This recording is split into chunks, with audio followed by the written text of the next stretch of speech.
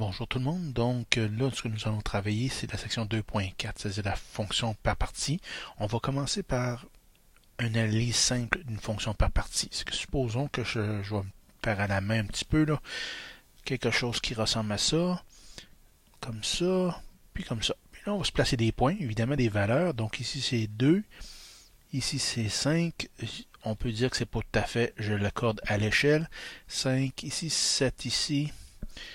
10 ici, puis ça c'est 15. Donc, c'est pas tout à fait à l'échelle, mais bon, on se comprend.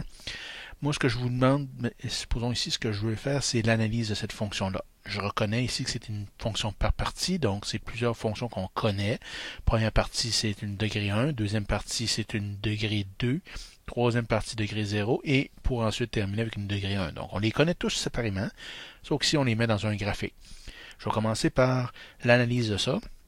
Si on me demande ici de faire l'analyse, donc je vais commencer par le domaine. Qu'est-ce que le domaine de cette fonction-là? Ben, ici, elle varie donc sur tout son domaine. Son domaine, ici, c'est de 0 jusqu'à 15, inclusivement.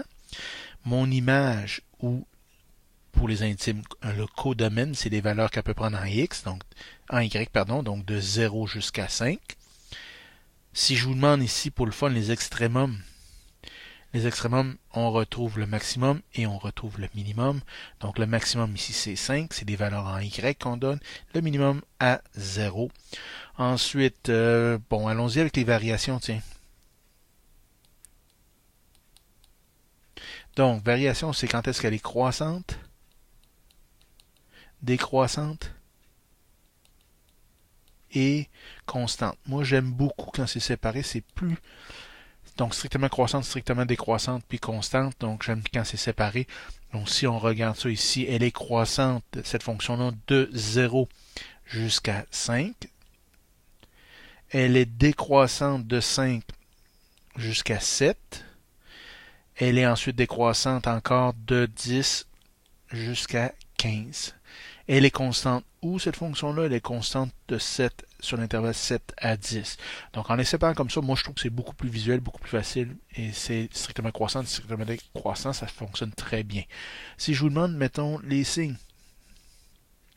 Donc, les signes, c'est quand est-ce qu'elle est positive, quand est-ce qu'elle est négative. Dans ce cas-ci, elle est positive sur son domaine, dans le fond, de 0 jusqu'à 15. L'intervalle, et elle est négative en un seul point, des fois on le note, des fois on le note pas, tout dépendant comment on voit les signes.